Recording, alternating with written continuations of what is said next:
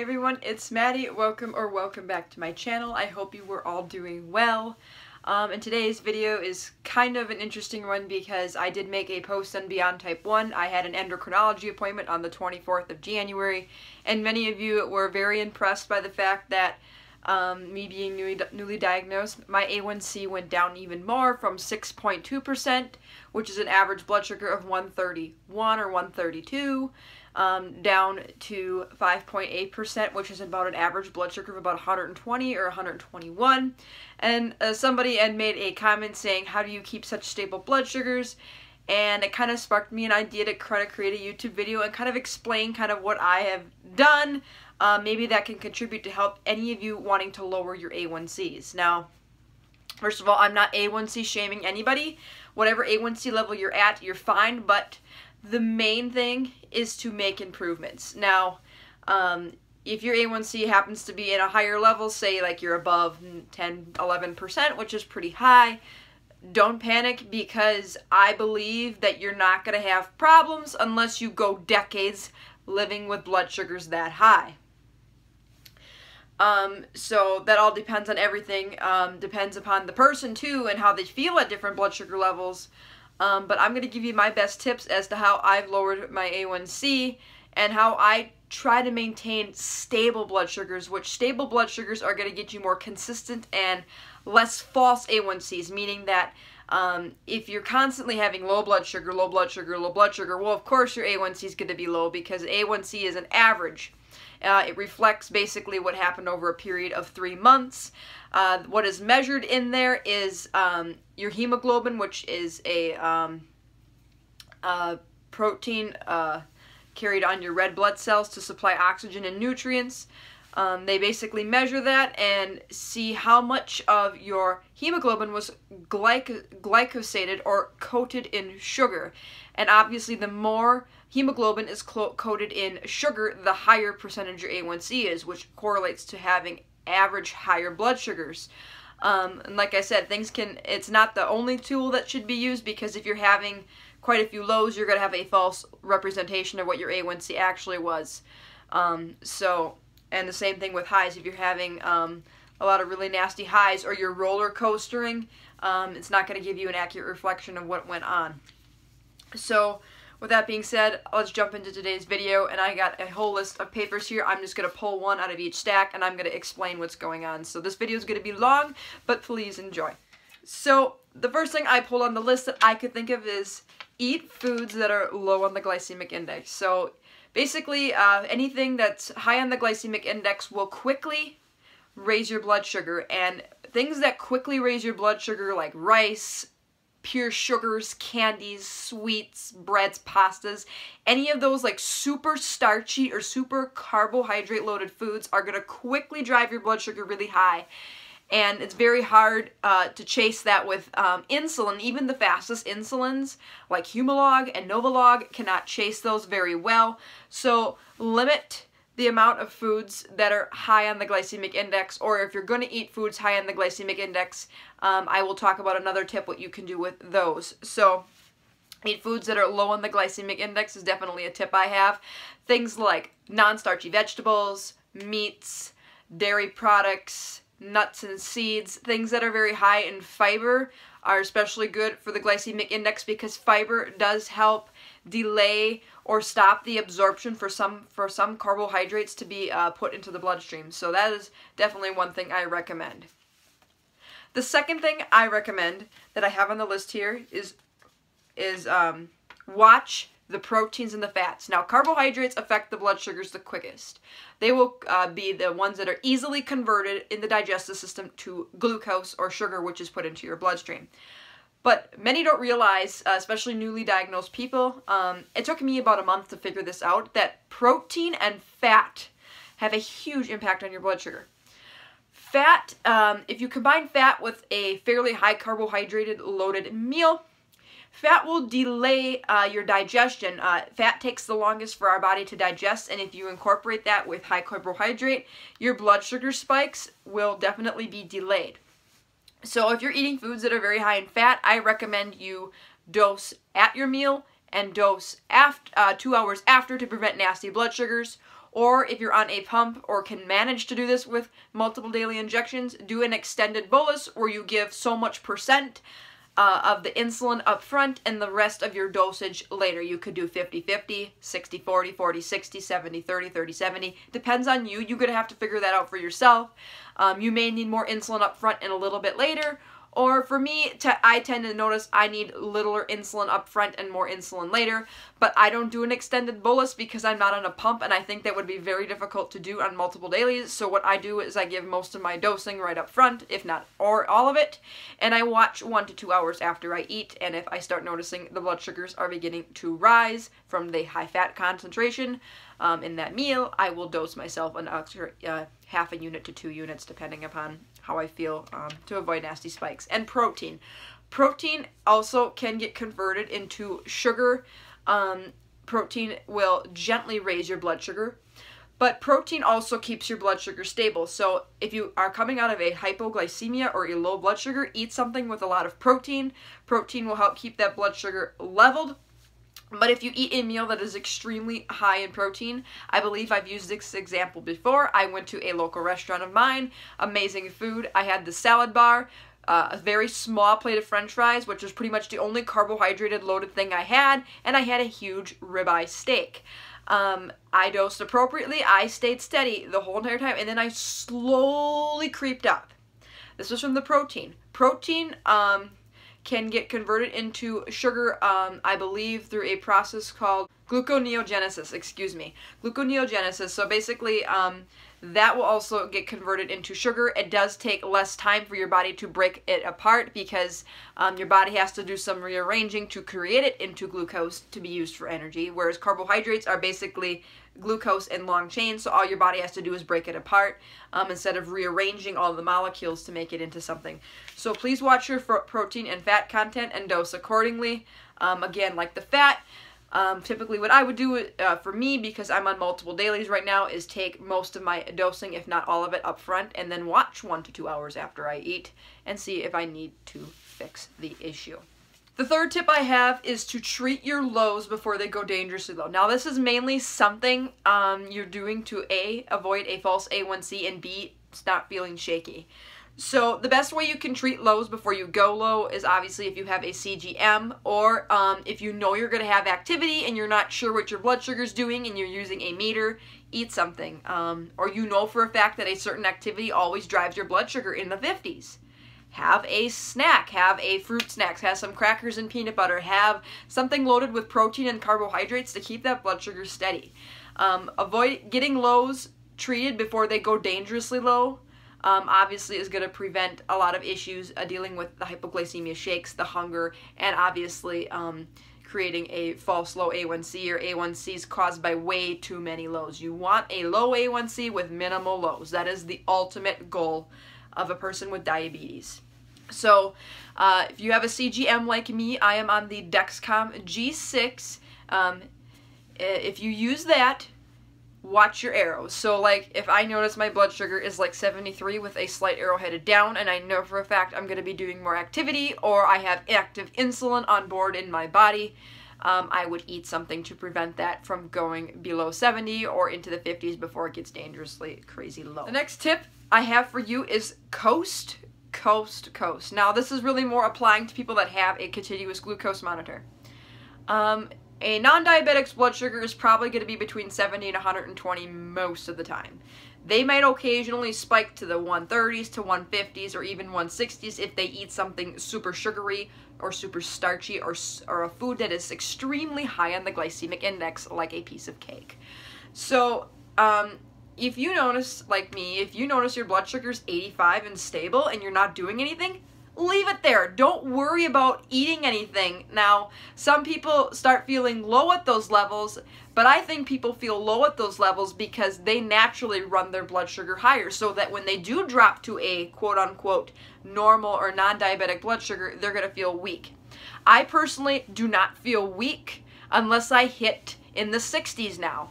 That's because most of the time I ride my blood sugar between 70 and 140.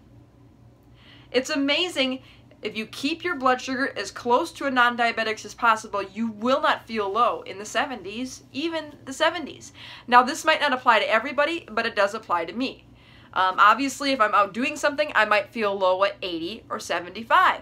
That's normal too. But if I'm sitting here doing nothing right now, let my blood sugar coast. There's not really a big issue with that. Let the blood sugar do what it's going to do. And letting it coast, obviously every minute that you spend in normal blood sugars is a minute and one less heartache about dealing with complications in the future. So if you're a CGM user, coast, coast, coast.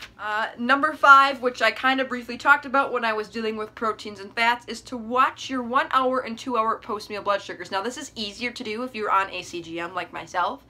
If I'm starting to notice my blood sugar is rising super duper fast, double arrows up, and I know my active insulin on board is not going to be there, I might take a half a unit or some correction dose to get that blood sugar down before it goes dangerously high.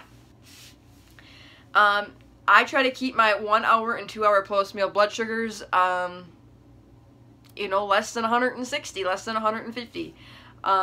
And if my blood sugar does go up to 160 and it comes down a little bit, that's okay. You don't want to stay at those levels for long. As long as those levels aren't there for a very long time, you're not really running a risk of complications or danger. So watch your 1 to 2 hours after meals. If you are on a meter, definitely test 2 hours after a meal, especially if you don't know what this particular meal did to you, or you're just unsure of how your body responded to the insulin. It's also a good habit to get into anyway, but watch your 1 hour to 2 hour post meals, because that is typically when the insulin, especially if you take Humalog like myself, or Novolog, which is the analog fast acting equivalent. If you take any of those insulins, they are most active between 15 minutes to 2 hours after injection. So watching your blood sugars at those times, the 1 to 2 hours, ensures that your Humalog or your Novolog is working fine for meals and for insulin corrections. Number 6, invest in a CGM. Now, this is easier said than done for some people. Some people, unfortunately, aren't insured enough or do not have appropriate insurance to cover this, or battle a living hell with their insurance. As a matter of fact, I am battling one right now, but fight tooth and nail for a CGM if you can get one. There is the Freestyle Libre, there is the Dexcom, or if you are a Medtronic pump user, go on one of their CGMs. There are probably other ones out there with added features that you could use, or third-party ones that you could use, but those are the major ones I can think of. Dexcom is great. I noticed the G6 seems to be very, very accurate. Invest in a continuous glucose monitor if you can, because the coolest thing is that it not only tells you where your blood sugar is now, you could see what happened to your blood sugar in the past, and it gives you a directional arrow to tell you where your blood sugar could be headed in the future. And if you know the answer to those questions, you can make better treatment decisions going upon your insulin dosing and your meals that you're eating. Number 7 is to dose in small units, dosing in half units, quarter units, 3/4 units, etc. Now, this is very easy if you're on a pump. Pumps will give you pretty much the, if you need 3.72 units, it will give you that exact amount. But if any of you are on multiple daily injections like myself, and especially if you are super sensitive to insulin like myself, invest in a half unit pen if you can. I use the HumaPen Luxura HD, and I will be switching to Humalog Junior pens, which basically is a pen that does not have a cartridge, and I can just throw it out. If you can dial in half a units, that makes things a lot easier to get more precise insulin dosing and also to correct more precisely. So if I notice my blood sugar is like 144 with a slight arrow headed up, and it's like 2.5 hours post-meal, and I have a feeling it's going to go higher, I might take a half a unit of insulin and see what happens. Don't want to take that dosing if you know you have active insulin on board, but if you're like me, you can usually get away with injecting every 2 to 2.5 hours and not have an issue. So I've done this already with a particular meal, and it balanced it out, and it didn't go higher. It just kind of kept it at 140, and then it kind of slowly came down. So it's all a matter of playing around with knowing your dosage levels and being willing to correct in small dosage units with somewhat elevated to what maybe some people would call non-elevated blood sugars, like 140s and 150s. I do consider any blood sugar riding above 140 to 150 for an extended period of time to be high.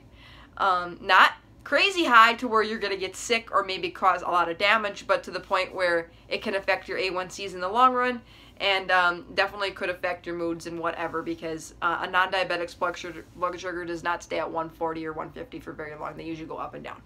So that is a tip, another tip for you guys. Now I believe I'm on tip number 8. If you're on a CGM, set your high bar as low as possible without having it drive you crazy, and your low bar for the definition of low blood sugar. So I have my low bar set for 70 milligrams per deciliter. Again, I will leave everything in millimoles. And I have my high bar set for 150. Now that doesn't necessarily mean I'm going to correct if my blood sugar crosses the 150 threshold. If I just ate cereal 10 minutes ago and my blood sugar decided to head up to 160, I'll leave it because I know I have active insulin. Sure enough, most of the time it might go up to 160. It'll stay there for about 20 to 25 minutes and start coming down. So that is okay. But if you're noticing several hours after a meal that your blood sugar is starting to head up and it won't come down past that 150, 140, 160 threshold, take some insulin and bring it down. Now, it doesn't really drive me crazy to have that high alert go off. You can change the alert type of tone that comes with the Dexcom. So for me, I just have it vibrate when my blood sugar's high, and then from that point on, I will give an idea of how much insulin I may have on board beyond my basal, how much activity I may be doing later on, the weather, how I'm feeling, and I will make a decision whether or not I want to correct or not. We are on tip number 9, pre-bolus. So pre-bolusing basically means you're going to be taking insulin anywhere from 15 minutes to 30 minutes before you consider or begin to consume your meal. Basically, the purpose of pre-bolusing is to more mimic that pancreas of a non-diabetic. In a non-diabetic, their pancreas will actually secrete insulin in preparation or in anticipation of eating food. So obviously, as type 1 diabetics, we do not produce sufficient insulin or any insulin at all to control blood sugar. So the best thing we can do to mimic this is to take insulin 15 to 30 minutes before we start consuming our meals. I have noticed that my blood sugars do not spike as high. And I also noticed that after meal and before meals, there's very, very gentle slopes, or I stay very, very flat. So I definitely would recommend pre-bolusing. Now, if I'm riding kind of a lower blood sugar, I will still pre-bolus. Like say I'm in the 70s, I will still pre-bolus. However, I may eat a small portion of my meal, like maybe a few of those carbohydrates in the middle, or I might do a shorter pre-bolus, like 15 minutes instead of a typical 20 to 25, which I would normally do. And play around with your pre-bolus times. I typically notice before my period, I have to drastically reduce my pre-bolusing time, or not pre-bolus at all, because I am wicked sensitive. But during my period, if I do not pre-bolus for 25 minutes, I have hell for blood sugars. They will consistently ride slightly elevated from 140 to 160 all day, and I do not want that, and I feel like crap when I am at that level. So, pre-bolus if you can. This is easier said than done if you are on shots, but I know on pumps it is more convenient. Or if you have an impatient kid, it may be very hard for them to take insulin before they dose. But I do think pre-bolusing has a lot of benefits. I do plan on making a video discussing, I believe, the benefits and the cons to pre-bolusing. So let me know down below if you want me to do a video on that. Number 10. Don't be afraid to play around with your basal insulin and insulin to carb ratios. I'm having an issue with this right now. So I first of all will say I find it easier to play around with your rapid-acting insulin than it is to play around with your basal. So right now, for the past 3 days, no matter how little insulin I take at dinner, my blood sugar plummets 2 hours after. It'll plummet to the 50s, and I feel totally fine. I've got a couple theories behind this. Number 1, my pancreas, for whatever reason, is being a little itch with a bee and deciding to secrete insulin. Even though my honeymoon is long over, like I had said in my video, my honeymoon video that I posted on Friday, we may all be in a perpetual honeymoon, and some days that we go low, or there are a few days in a row that we do go low, and we cannot figure out why, and maybe because our pancreas kind of kicked in temporarily for a while, and it might get shut down again when the immune system goes, you don't belong here, and starts killing it again. So that's one theory, but I believe the other theory that I think holds more true is the weather. We have sub-zero temperatures right now here in Wisconsin. Temperatures are below zero, and they've been that way for the past 3 to 4 days, and this is when all this issue started. So right now the best thing I can do is watch my 2 hours post-meal, and I've been drastically cranking down the amount of insulin I take at my dinner, and I'm eating like ice cream and rice for dinner. I'm not even kidding you. Things that you think would spike my blood sugar really bad are not hardly budging it past 135. So I don't know what's going on right now. I'm just rolling with the flow. It is very frustrating. This is the third night in a row that this has happened, but I am able to get them back up. I rarely go low, so I'm trying to fix this so that I don't have false blood sugars that cause a false A1C for my next A1C in May. So don't be afraid to play around with your insulin to carb ratios and your basal dosages, but be sure that you're playing around with them in a safe manner. Don't go from a 1:8 carb ratio to a 1:25 in one night. What I've been doing is like 1:8, 1:10, 1:14 tonight, and I noticed that's not working. I'll probably try like a 1:18 tomorrow and see if that makes a difference, and if not, that's not the issue. I also thought it could have been my basal rate, but typically the time I'm eating dinner is about 3 hours before I would inject myself with a new dose of Basaglar, so I don't think it is that. Typically my basal tends to wear off actually around the time I'm eating dinner, so I don't think it's that issue, and my basal seems to be holding fine for breakfast and lunch, because if my basal was a problem, I would be noticing issues after breakfast and lunch too, having issues way past meals going low after the Humalog is worn off. Now you can play with your basal rates. I do this very minimally, but you gotta want to set that basal rate as best as you can. So basal rates affect not only what your morning blood sugar is, but throughout the 24 hours. So if you notice that you're waking up low in the morning, you probably want to change your basal rate before you go to bed. And if you're noticing you're going low way after meals, like 3 to 4 hours, your basal rate might be too high. Opposite holds true if your blood sugars are running high long after meals and long after Humalog has worn off, and you're running high in the morning, odds are your basal rate's too low. So find that basal rate, because if your basal rate is set perfectly, you will get pretty steady blood sugars in between meals and while you sleep. And the final tip I have for you guys, which I believe is tip number 11,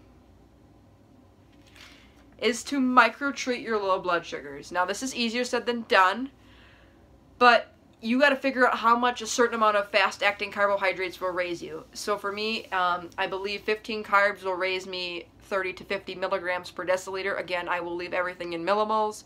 So if I notice my blood sugar is sitting at like 72 with a slight arrow headed down, or I know I'm going to be active, or for whatever reason I have a feeling I might go low, I might take 1 glucose tab or 2 glucose tabs just to bump me up into the 90s or 100s temporarily to keep it there. Also avoid being in your kitchen when you're treating lows, because it is too easy to overconsume things that you might want to eat. And eat things for lows that you don't really care for. Now this is easier said than done. I don't mind glucose tablets, but I find that they're not easy to overindulge in. So if I only have 1 or 2 of them, my blood sugar's not going to go screaming high. Be patient waiting for your low blood sugars to come up, especially if you're on a CGM. Sometimes it feels like forever to see those blood sugars come up and you end up over-treating.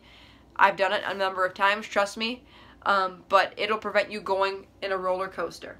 So the whole goal of getting a good A1C and to keeping stable blood sugars is all these tips that I have mentioned here. If you have any other tips for me that I didn't mention, please leave them in the comments below. Or if you have any questions, feel free to message me on Instagram, comment down below on here, or Beyond Type 1. I'm open to any messages. I'm willing to share what I have done so far. Like I said, I've only been living with diabetes for 6 months, and I know I have a lot more to go. But like I said, this disease is problem solving, and you have to figure out what works for you, because what works for me will not necessarily work for you. So anyways, I hope you enjoyed today's video. If you did, give it a big thumbs up. Feel free to subscribe to my channel if you haven't already. Once I hit 100 subscribers, I will be sharing with you my type 1 diabetes diagnosis story, so look forward to that. And until next week for more videos, take care, God bless, be kind, spread positivity, and be thankful. I love you all to the moon and back. Thank you for supporting me, and I will see you next time. Bye, everyone.